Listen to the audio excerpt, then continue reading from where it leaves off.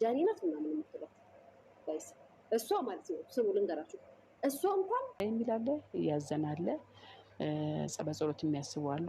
አይዞሽ በርቱ ጠንክሮ የሚሉ ሰላም ጤና ሰዎች እንዴት ናችሁ? ደህና ናችሁ ወይ? ትናንትና ጃኒ አደጋ ደርሶባታል፣ ግን ትንሽ ደህና ነች ብዬ ፖስቼ ነበርና ያው የሚቀጥለውንም ፓርት ደግሞ የደረሰችበትን ልንገራችሁ ብዬ ነው። መግቢያ ላይ እንደሰማችሁት የጃኒ መልእክት አለ። መልእክቷንም እግረ መንገድ ይነግራችኋለሁ ማለት ነው። ምክንያቱም ለአድናቂዎቼ ብላ ነው የፖስተተችው።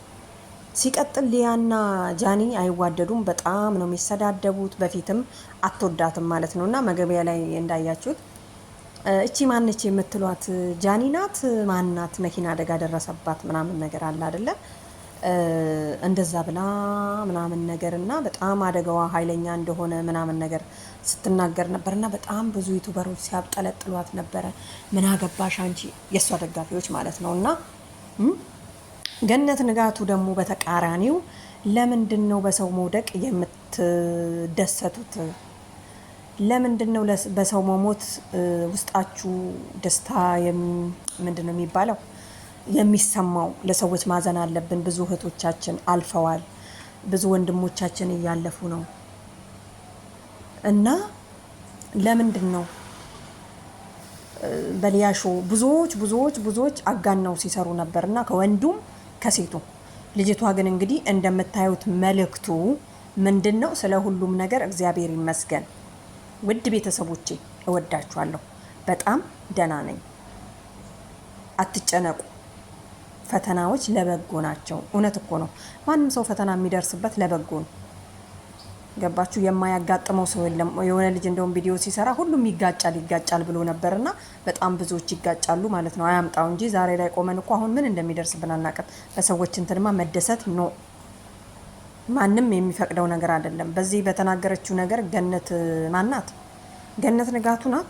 አዎ እሷ ወድጃታለሁ። ገባችሁ አይደለም? እሱን በተናገረችበት መንገድ፣ ምክንያቱም አስጠያፊ ነገር ነው።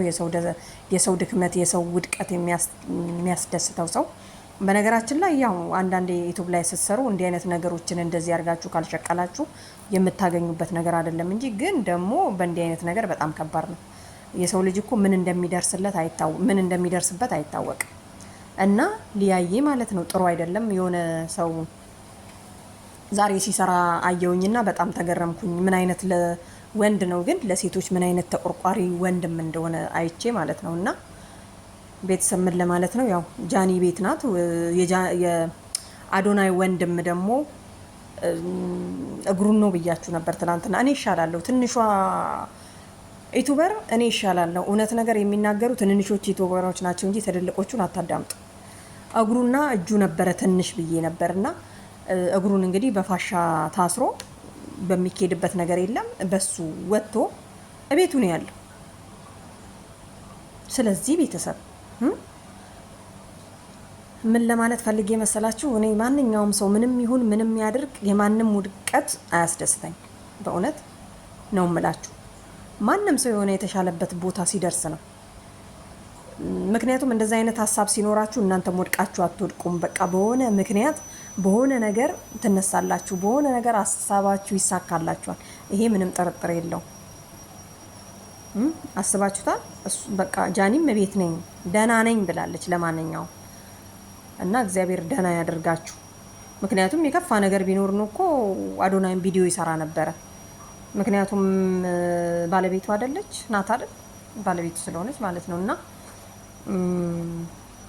ዝም ብለን ነው አንዳንዴ ፈልስፈን የምንናገረው። በነገራችን ላይ እነሱ እኮ መጀመሪያውኑ ወጥተው ባይሰሩ ኖሮ ማያወራ ነበር። እኔ እነሱን ቦን እንደውም አልናገርም እስከምድን ድረስ ማለት ነው። ምክንያቱም ሰዎች ምን ያህል ለኔ ጠላትና ወዳጄ እንዳለኝ ስለማቅ ሰው ጠላቱንና ወዳጁን መቼም ያውቃል አይደለ? ግን ደግሞ ያው ዩቲዩብ ላይ ወይም ደግሞ ሚዲያ ላይ ስትወጡ ደግሞ ጥሩ ነገር ላይ ስትደርሱ ጠላት ይበዛል፣ ወደ ታች ስትሆኑ ደግሞ አድናቂዎች ይበዛሉ። በቃ ይሄ የታወቀ ነገር ነው። ይሄን እኮ አዶናይ ፈቶታል። ስለዚህ ቤተሰብ ምን ለማለት ፈልጌ ነው፣ በሰዎች ነገር ላይ አንደሰት። ድነው መተው ያሸማቅቁናል እነኚህ ሰዎች ማለት ነው። ጥሩ ነገሮችን እውነት ነገሮችን ብናገር ለኛም ጠቃሚ ነው ብዬ አስባለሁ። ምክንያቱም በዚህ የመጣ ገንዘብ እኮ ምንም አይደለም። የበሉት ያው እኛ ነገሩ አይመለከትንም ስለምን ገንዘቡ። ለማንኛውም ቤተሰብ ያው ጃኒ ደህና ነኝ ብላለች። መልእክት ለማድረስ ያክል ነው። የአዶናይ ወንድምም እንደወጣ መልእክት ለማድረስ ነው። ለማንኛውም ሰላም ሁኑልኝ። አመሰግናለሁ። ባይ